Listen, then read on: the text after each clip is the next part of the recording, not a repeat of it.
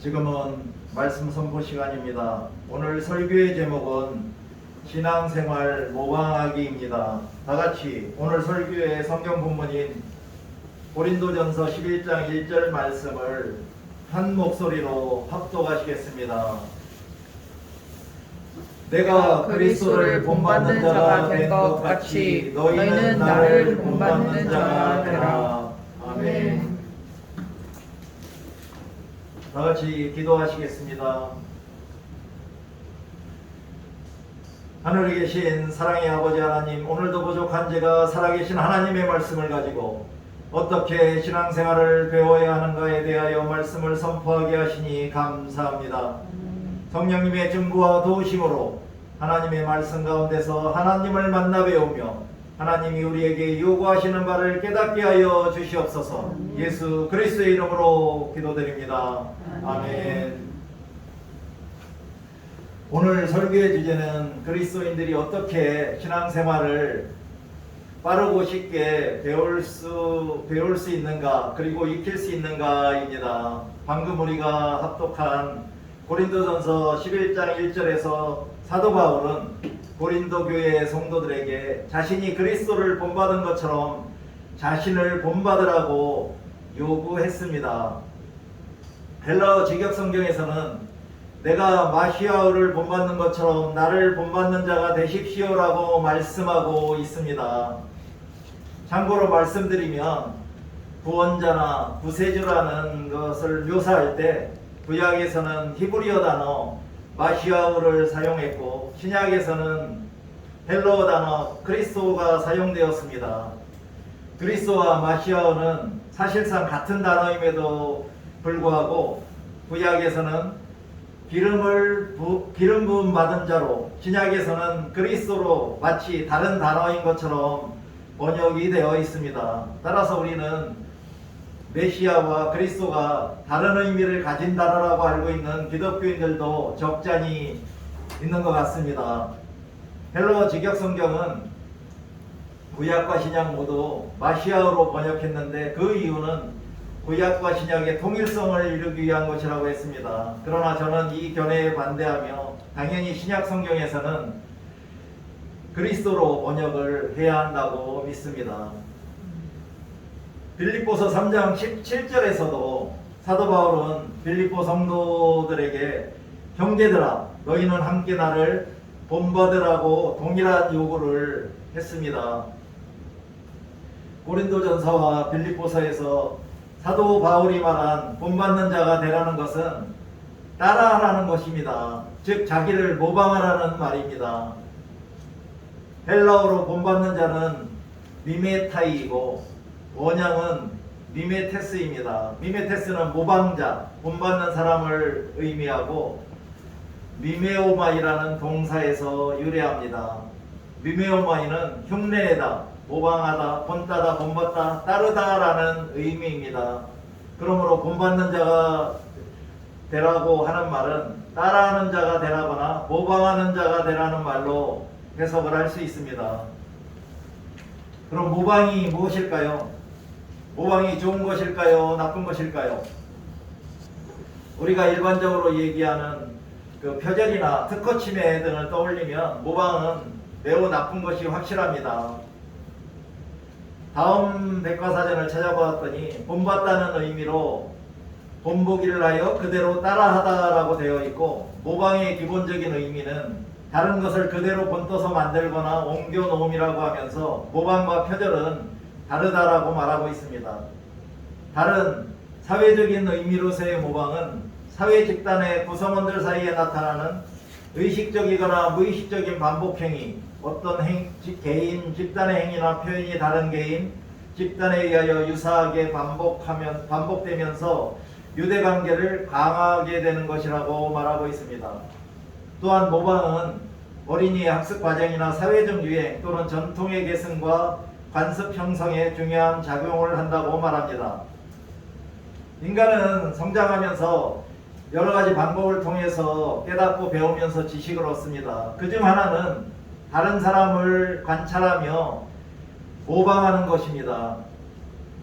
그러나 모방은 단순한 다른 사람의 그러한 모습을 재현이라고만 볼 수는 없으며 인간은 모방을 통해 자신의 태도나 신념 또는 이상 등을 형성하게 됩니다. 특히 모방은 어린아이들이 성장하면서 사회화되는 학습 과정에서 매우 중요한 역할을 합니다. 어린아이들이 엄마라는 말을 하기 위해서 수없이 많이 따라하고 듣고 따라하면서 배우고, 또한 걷기 위해서는 부모님의 걷는 동작을 수없이 넘어지면서 배우는 것도 일종의 모방이라고 볼 수 있습니다. 그리스도인들도 마찬가지입니다. 아마 교회에 다니시는 기독교인들도 가장 자주 접하는 목회자나 아니면 대형교회 같으면 장로님들이나 아니면 속장님들의 어투를 배워서 따라하게 됩니다. 기도의 언어나 찬양하는 방식도 점차적으로 서로 모방하게 되어 나중에는 많은 부분이 대등소이해집니다. 그러므로 사도 바울이 고린도 교회 성도들에게 자신의 신앙생활을 모방하라고 한 것처럼 우리들도 신앙생활을 하면서 믿음의 선배들이자 멘토들인 목회자나 교회 지도자들의 신앙생활을 모방하는 것도 반드시 필요합니다. 그런데 고린도전서 11장 1절의 말씀을 읽으면서 이상한 점을 발견하지 못하셨나요? 무엇일까요? 이상한 점이. 다시 한번 합독하시겠습니다. 내가 그리스도를 본받는 자가 된 것 같이 너희는 나를 본받는 자가 되라. 왜 사도 바울은 교회의 성도들에게 예수님을 본받으라고 하지 않고 자신을 본받으라고 했을까요? 사도 바울이 예수님과 동등한 자리에 올라앉은 것인가요? 아니면 교만해서 그랬을까요? 절대로 그렇지 않습니다. 아마 사도 바울이 고린도전서를 기록할 당시에는 복음서가 아직 기록되어 있지 않았습니다. 그렇기 때문에 예수님에 관한 기록된 문서나 자료들이 매우 귀했어요. 그래서 사도 바울은 신앙의 상태가 굳건하지 않은 고린도 교회 성도들이 예수님을 잘 모르고 또한 예수님을 직접적으로 본받기가 매우 어렵다고 아마 판단했을 것입니다. 그래서 1년 반 정도 고린도에서 그들과 신앙생활을 같이 했던 자신을 신앙에 가장 가까운 본보기로 삼아 모방하라고 요구했을 것입니다. 우리가 성경 말씀을 읽을 때 우리의 마음의 눈을 통해서도 보아야 합니다. 그래야 그 말씀을 깨닫게 되고 실천할 수 있게 됩니다. 문자로 된 말씀을 각자 자신의 삶에 적절하게 적용하여 실천한다는 것은 누구에게나 쉽지 않습니다. 아마도 문자로 된 말씀을 읽어도 어떤 부분은 이해가 안 돼서 그냥 넘어가는 부분도 많이 있을 수 있고요. 특히 하나님을 믿지 않거나 초신자로서 예수님을 잘 알지 못하는 분들에게는 더욱 성경 말씀이 어렵기도 합니다. 그러므로 이런 분들에게는 신앙생활을 하기를 원할 때 신앙생활에 본보기가 필요한 것입니다. 그러므로 우리 모두는 사도 바울이 고린도 교회 성도들에게 자신을 모방하라고 요청한 것처럼 교회의 안과 같게 모범적인 멘토를 정하여 그들을 본보기로 삼아 신앙생활을 한다면 훨씬 빠른 시간 내에 올바른 신앙생활을 배울 수 있습니다. 또한 성경 말씀을 자신의 삶에 더욱 올바르게 적용할 수 있게 되므로 감사와 기쁨이 넘치는 그러한 행복한 그리스도인으로 살아갈 수 있을 것입니다. 디모데전서 4장 12절에서 16절에서도 디모데에게 다른 성도들이 모방을 하도록 본이 되라고 요청했습니다. 다 같이 합독하시겠습니다. 누구든지 내 연수함을 업신여기지 못하게 하고 오직 말과 행실과 사랑과 믿음과 정절에 있어서 믿는 자에게 본이 되어 내가 이를 때까지 읽는 것과 권하는 것과 가르치는 것에 전념하라. 내 속에 있는 은사 곧 장로에 의해서 안수받을 때에 예언을 통하여 받은 것을 가볍게 여기지 말며 이 모든 일에 전심전력하여 너의 성숙함을 모든 사람에게 나타나게 하라. 내가 내 자신과 가르침을 살펴 이 일을 계속하라. 이것을 행함으로 내 자신과 내게 듣는 자를 구원하리라. 아멘. 이 말씀에서 디모데전서 기자는 디모데에게 12절에서 믿는 자에게 본이 되어라. 그리고 15절에서 너의 성숙함을 모든 사람에게 나타내라고 하면서 믿는 자들과 모든 사람들이 모방을 할 수 있도록 본이 되어 나타나게 하라고 요구하신 것을 우리가 볼 수 있습니다. 그렇다면 디모데전서 4장 12절에서 16절까지의 말씀에서 하나님이 우리에게 말씀하시는 모방의 결과는 무엇일까요? 첫 번째는 16절에서 내 자신과 구원하리라 는 말씀처럼 본보기가 된 디모데가 구원을 받는 것입니다. 그리고 두 번째 결과는 16절에서 내게 듣는 자를 구원하리라는 말씀처럼 모방하는 자들도 구원을 받게 된다는 것입니다. 이렇게 우리가 모범적인 멘토를 정해서 모방을 할 때 우리의 신앙이 굳건해지고 우리가 또한 구원을 받게 된다는 것입니다. 우리가 왜 신앙생활을 합니까? 아마 1차적인 목표는 나 자신의 구원을 받기 위한 것이 아닐까요? 이러한 구원을 받는 방법 중 하나가 바로 신앙의 멘토를 정해서 그분을 모방함으로 우리가 구원을 받을 수 있다고 하는 겁니다. 그러면 우리는 각자 자기 자리에서 자신의 신앙의 수준에 맞는 본보기가 되거나 혹은 모방을 하는 자가 됨으로써 서로의 구원을 위해 노력해야 하겠습니다. 그러나 모든 모방이 좋은 것일까요? 그렇지 않습니다. 우리 그리스도인들은 성경 말씀을 기준으로 하여 성경적인 본보기와 모방을 해야 하겠습니다. 그러므로 다른 분을 모방할 때 좋은 결과, 즉 구원을 받으며 헛수고를 하지 않고 다른 사람들의 비방거리가 되지 않으려면 최소한 다음 두 가지는 피해야 하겠습니다. 첫째는 자신이 모방하려는 것이 각 개인의 상황에 맞춰 보아서 성경적인 교훈과 진리와 상식과 사회 논리에 일치하는지 살펴보아야 합니다. 예를 들어 어떤 본보기로 삼은 분이 매우 건강한 분이시라서 자주 금식을 하면서 신앙생활을 한다고 해서 위장병이 있거나 아니면 허약한 초신자가 무턱대고 그분의 금식을 쫓아하면서 신앙생활을 한다면 어떻게 되겠습니까? 자신의 건강만 해치는 나쁜 결과가 주어질 수도 있습니다.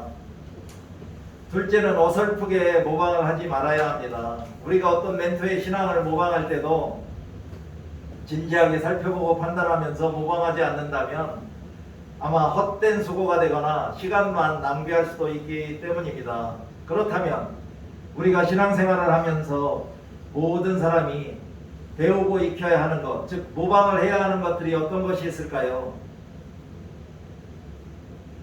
첫째는 예배 시간에 늦지 않게 참석하는 겁니다. 예배 시간에 늦게 오게 되면 마음의 준비가 전혀 되지 않은 상태에서 예배에 참석하게 되고 그러한 예배 가운데서는 하나님과의 만남이 이루어질 수 없다는 것이 명약관화합니다. 가능하다면 예배 시작 전 혹은 예배 전 찬양하기 15분 전에 도착하여 먼저 회개기도와 감사기도를 한 다음에 주보에 나와 있는 성경 말씀과 찬송가와 교동문을 찾아서 마킹을 해놓고 오늘의 말씀을 읽고 묵상하면서 예배에 대한 설레임과 기대감을 가지고 예배에 임한다면 그러한 영적 예배 가운데서 성령 하나님의 역사를 모두 다 체험하실 수 있을 것입니다. 두 번째는 우리가 온 몸과 마음과 뜻을 다하여 예배하는 것입니다. 영이신 하나님께 한 목소리로 큰 목소리로 찬양을 올려드릴 때 하나님께 영광이 됩니다.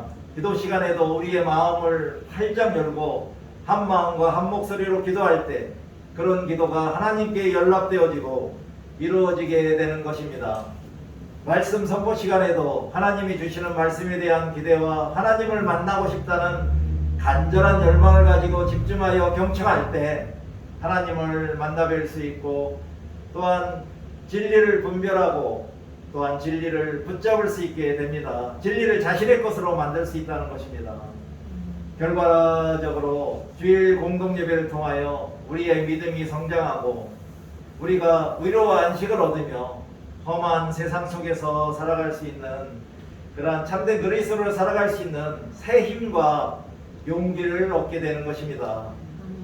세 번째는 우리의 삶 속에서 그리스도의 향기를 바라며 이웃들에게 모범적이고 매력적인 삶을 살아가므로 일상의 예배자이자 전도자로서 하나님 나라 확장에 기여하는 것입니다.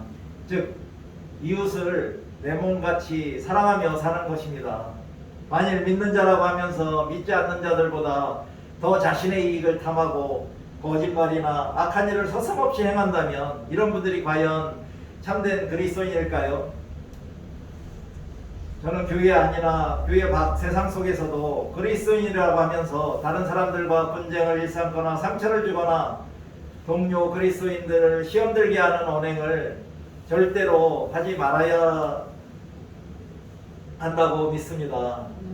그렇게 하지 않는다면 우리가 예수 그리스도 앞에서 심판받을 때 아마 천국행이 아니라 지옥행 열차를 타고 가셔야 할지도 모르기 때문입니다.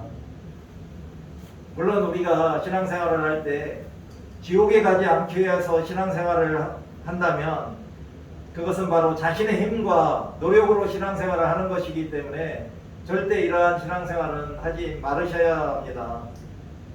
이에 더하여 이제부터라도 자신의 안락함이나 편안함 또는 이기심보다는 이웃의 어려움과 아픔에 대하여 긍휼한 마음을 가지고 살아가야 하겠습니다. 어렵고 힘든 자들, 가난한 자들을 찾아가서 중보기도도 해주고 위로해주는 헌신된 위로자로 살아가시기를 주님의 이름으로 간곡히 부탁드립니다. 마지막으로 간증의 유용성과 위험성에 관하여 말씀드리겠습니다. 우리가 간증을 들을 때 그분의 신앙을 모방하고 싶은 마음이 강하게 드는 경우가 많습니다. 신앙 간증은 자신과 다른 사람들의 신앙 성장에 많은 도움을 주기 때문에 반드시 필요합니다. 다만 간증을 하거나 듣는 사람들이 반드시 알아야 할 것은 모든 사람들에게 똑같은 신앙 체험이 적용되지 않는다는 점입니다. 물론 동일하거나 비슷한 방식으로 신앙 체험이 일어날 수도 있습니다. 왜냐하면 하나님은 인간을 창조하실 때 그의 형상대로 인간들에게 이성과 자기의지까지 주셨기 때문에 다양한 신앙생활을 하고 다양한 신앙 체험을 할 수 있습니다. 그러나 다양하게 창조된 인간들이 하나님을 체험하는 방식은 각자 다르다고 저는 믿습니다. 아마도 다른 분의 신앙 간증을 들으면서 나도 똑같은 방법의 신앙 체험을 하므로 똑같은 간증거리를 만들겠다는 생각은 하지 않으시는 것이 좋겠다고 저는 생각합니다. 오늘의 결론입니다. 하나님이 우리들에게 요구하시고 말씀하신 것을 지금 이 시간 되짚어 봅시다. 우리는 교회 안과 밖에서 믿는 자나 믿지 않는 자들의 모범적인 본보기가 되어야 하겠습니다.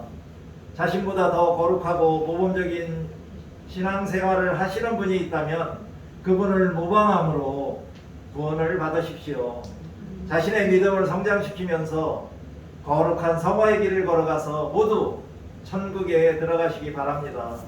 이 세상 속에서 구원받은 그리스도인으로서 감사와 기쁨이 넘치는 거룩하고 아름다운 삶을 살아가시다가 천국행 티켓은 덤으로 얻으시기를 주님의 이름으로 간절히 기원합니다. 이제 잠시 눈을 감고 나는 신앙생활에 어떤 본보기가 되고 싶은지 혹은 나는 어떤 분을 나의 멘토로 정하여 그분을 모방할 것인지 그리고 우리의 구원을 받기 위하여 무엇을 모방하며 어떠한 신앙생활을 모방하며 살아갈지 다짐하는 시간을 갖도록 하겠습니다.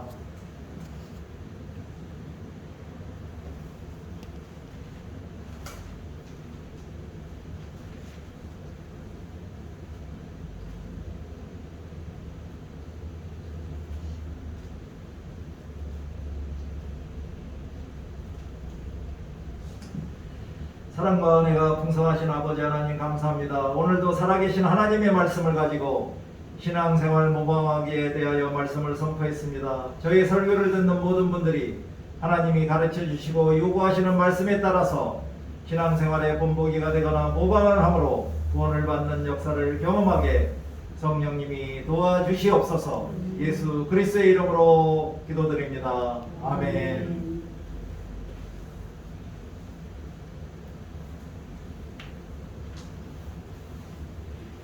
다음은 신앙 간증 시간입니다.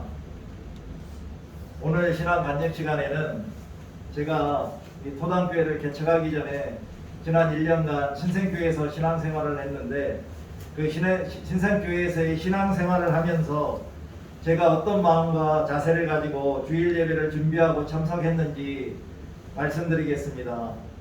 이것을 말씀드리는 것은 아마 처음부터 2주간 제가 설교했던 하나님을 만나는 예배와 예배 가운데서 성령으로 거듭난 그리스도인에 대한 실제적이고 구체적인 실전 사례의 하나라고 볼 수 있기 때문입니다. 또 오늘 제가 말씀드린 것에 대한 그러한 간증이 될 수도 있다고 저는 생각합니다. 저도 신앙생활을 하면서 하나님을 만난 것은 약 10년 전이었습니다. 당연히 저도 하나님을 만나기 전에는 대부분의 교인들처럼 주일날이면 습관적이고 타성적으로 주일 예배에 참석했었습니다. 그러나 그러한 습관적인 예배 참석도 지금 저의 모습이 되는데 중요한 역할을 했을 것이라는데 의심의 여지가 없습니다. 그러나 하나님을 만난 후부터는 저의 신앙생활과 저의 삶이 크게 변화되었습니다. 첫 번째로 실천했던 것은 토요일엔 가능한 너무 늦게 자려고 하지 않았습니다. 왜냐하면 토요일에 늦게 자게 되면 피곤이 덜 풀려서 예배 시간에 늦을 수도 있고 또 설교 시간에 집중을 할 수가 없기 때문입니다. 두 번째는 가능한 예배 시간 30분 전, 아니 늦더라도 최소한 15분에서 20분 전에는 교회에 도착하려고 했습니다. 교회에 도착하면 먼저 하나님께 감사 기도와 회개 기도를 했고 그리고 나서 주보를 펼치고 나서 그곳에 있는 그 성경 본문 말씀과 찬송가들을 찾아서 그 포스트잇으로 마킹을 해놓고 말씀을 읽으면서 묵상을 했습니다.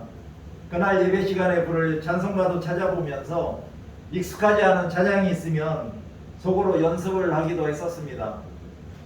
세 번째는 제가 주일 공동예배의 대표 기도자라면 월요일경에 기도문을 작성해서 주중에 매일 기도문을 가지고 두세 번씩 기도하며 준비했었습니다. 그리고 매주 특송을 하는 시간이 있었는데 저에게 특송을 시키지 않더라도 저에게 혹시 특송을 하라고 아마 요구하시면 부르고 싶은 특송에 대한 그런 찬양곡을 선정해서 자주 듣고 따라 부르면서 일주일간 연습을 했었습니다. 그리고 찬양 시간에는 아주 큰 목소리로 찬양을 했습니다. 아마도 좀 틀리기도 하고 잘못 부른 부분도 있지만 그래도 큰 목소리로 아마 찬양을 드리는 것이 하나님께 영광이 된다고 저는 믿고 큰 목소리로 찬양을 했습니다. 그리고 기도 시간에도 마음을 열고 기도자와 한 마음으로 기도에 집중하며 또한 아멘으로 동의했었습니다. 그리고 설교 시간에도 맑은 정신으로 설교를 들으려고 집중했고 졸리거나 집중이 안 될 때는 등받이에서 등을 떼고 앉는 그런 자세를 취하면서 설교자의 말씀에 아멘으로 동의와 화답을 했었습니다. 제가 이렇게 말씀을 드리는 것이 제가 1년간 신생교회에서 완벽하게 신앙생활을 했다고 자랑하려고 이렇게 말씀드리는 것은 절대 아닙니다. 특히 모든 성도님들이 아마 제가 신학을 공부했던 신학도로서 저의 신앙생활처럼 똑같이 하시라는 것도 아닙니다. 단지 제가 실천했던 그 7가지 중에서 하나라도 좋게 생각하시는 부분이 있다면 받아들여서 실천하신다면 아마 주일 공동예배에서 하나님을 만나뵐 수도 있고 또한 예배 가운데서 성령님으로 인하여 거듭나는데 도움이 될 수 있지 않을까 하는 바람을 가지고 말씀드립니다. 이상입니다. 감사합니다.